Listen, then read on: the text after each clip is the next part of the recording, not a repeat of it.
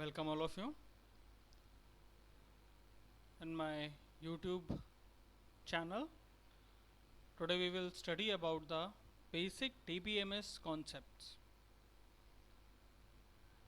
If you talk about the basic DBMS concepts, so we need to understand the data, database and DBMS first of all. So let's understand what is the data first of all. Data is nothing but it is a fact and statistics stored on free flowing over the network, or we can say whatever raw facts we collect about any component is known as the data. Okay, now from the data, the facts which are meaningful for us, or we can say which are useful for us, known as information. So look at here, I represented it by the diagram. Data plus processing tends to the information. The next component which we need to understand is database. A database is a collection of related data organized in a way that data can be easily accessed, managed and updated. Database can be a software based on various requirements.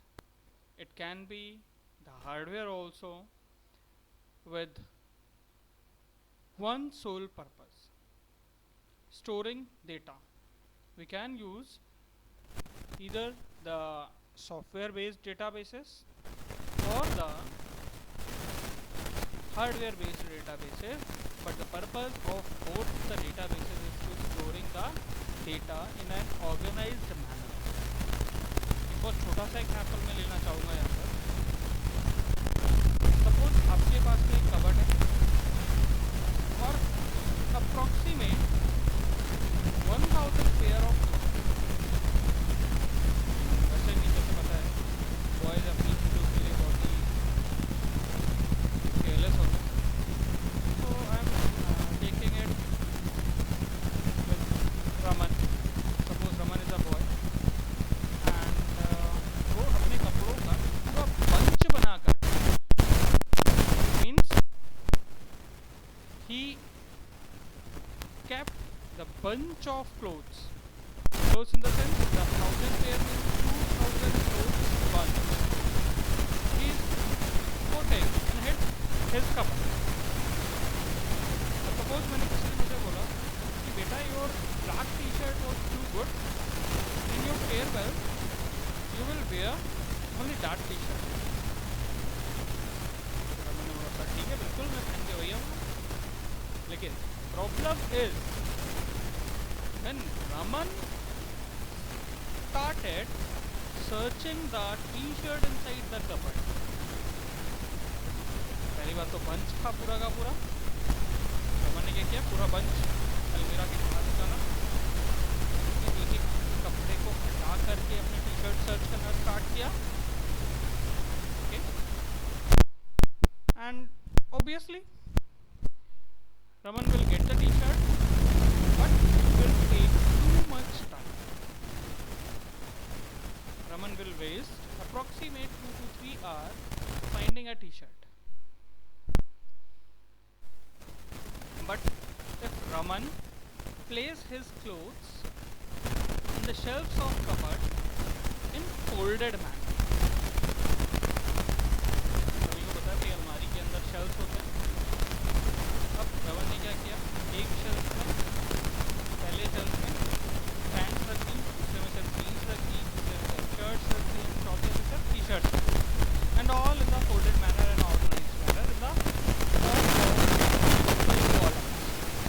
These rows of your cupboard seems like the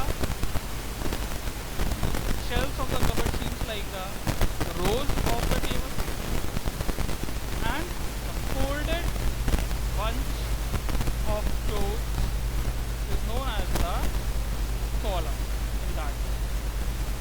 Okay, so similarly we will put the data inside the database software in the form of row and column, which is known as relation or table. Now here the requirement of DBMS comes. DBMS is a software that allows creation, definition and manipulation of data. Means the whole organizing of data inside the database done by the tool named as DBMS, Database Management System. Okay, in market the popular database management systems are MySQL, Oracle, SQL Server, Sybase, PostgreSQL, IBM DB2 and many more. But we will study in our session the MySQL Server. Okay. Now some purpose of databases. First of all, we use the database to reduce the redundancy in the sense that duplication of data is known as the data redundancy. Next point is database enforces standards. Okay. Then database can ensure data security, means we can apply multiple securities like the user security, the password identification security and many other security levels in the database software. Okay. So some advantages and characteristics of DBMS are given here. Advantages, as we discussed, like the redundancy, the data consistency, sharing of data, it will reduce the programming effort.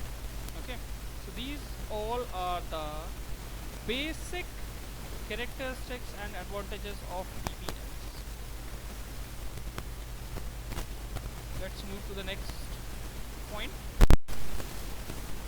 The basic components of DBMS which we require, or we can say these are the essential components of DBMS. As I told you, the abbreviation of DBMS is Database Management System. Can be divided into 5 major components. The first component is the hardware, where we run our database software. The second is the software. Software means the database software like MySQL, SQL Server, even the operating system also, where we will run the database software. Then data, whatever we want to store inside the table. After that, procedures, how we want to save the data inside the table. Suppose if we want to apply some restrictions, some conditions, then we can apply it on the structure of table inside the data. Okay. And the fifth is database accessing language. So in most of the cases we will use the SQL, structured query language, as the database accessing language. Okay. Now multiple levels of database. So basically here we are having 3 different levels of database. First is the internal level or the physical level, we can say. Second is conceptual level. Third is external level or view level. Okay, so I am starting it explanation from the third one, means the external level or view level. It is the end user level. End user level in the sense the user will use this level of database, where the user can input the data or pick the data from database. he do not aware about that what logic is working behind it. Okay, his own, or we can say his one and only purpose to use the external view is store the data in his database or retrieve the data from data. Okay, now next, the logical view or the conceptual level. Okay, in this conceptual level we will decide many type of conditional components of data in database. Internal level, here we will create the basic structure and the basic analysis to store the data properly as the user requires. Okay, so these three levels we are using of database: internal level and conceptual level is used for the developers, and the external level is used for the user. Okay,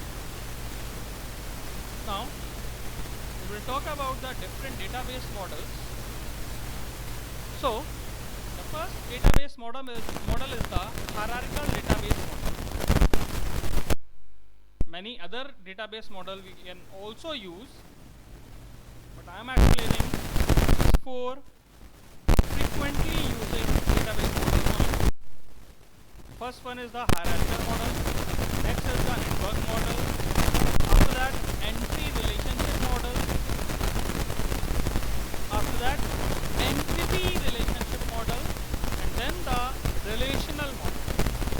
Let's understand how the hierarchical model works. Look at here. We can say the hierarchical model is similar as the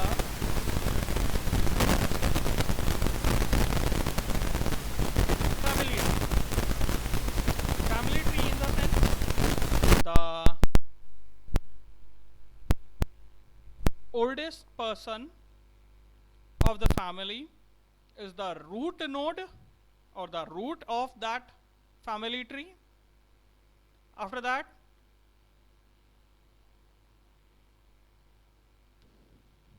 all the root contain its branches. Like, have a look of the example. Here in the example, college is the root node or root we can say. The college having two different branches, department and interface, infrastructure. College having two branches, department and infrastructure. Department again having lots of branches like course, teachers and students. Course is again categorized into theory and lab. So where we got the ladder or level wise data storage of data, it is known as the hierarchical model. Okay. The next is the network model.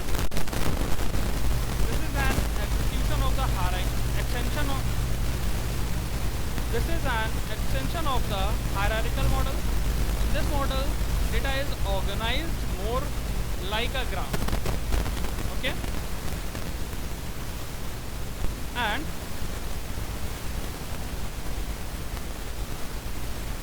are allowed to have more than one parent node. That is the only difference between the network model and the hierarchical model. In the hierarchical model, all the child nodes having only one parent node, but in the network model, a child can have more than one parent node. Look at here, the C2, example of C2. C2 is having two parent nodes like B1 and B2. Okay. So here, the relationship will be the many-to-many relationship, many child or many parents. Next is entity relationship model. In the entity relationship model, basically we will take the whole relationship table as the entity.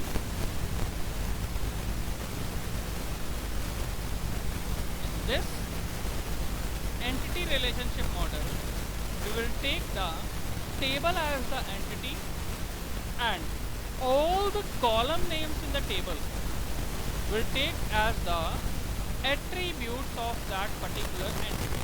Like if I will talk about the student table. So here in student table we are having 4 columns. First is ID, name, age and address.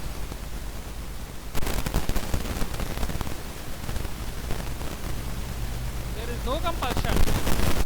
We can add multiple columns, and we can display the functionality or the data flow between multiple entities or in between multiple tables.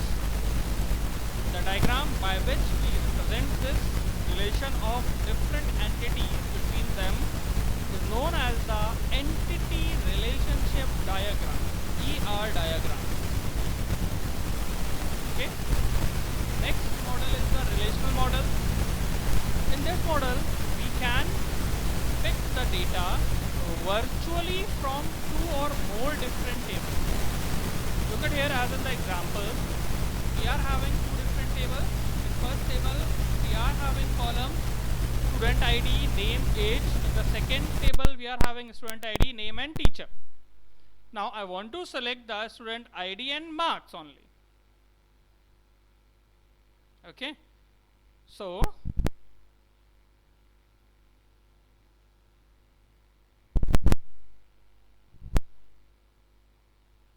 it will create the relation in both of the table and display the consolidated virtual table which contain the data whatever we require. So we can say the relational model is based on 2 or more different tables relation. Okay.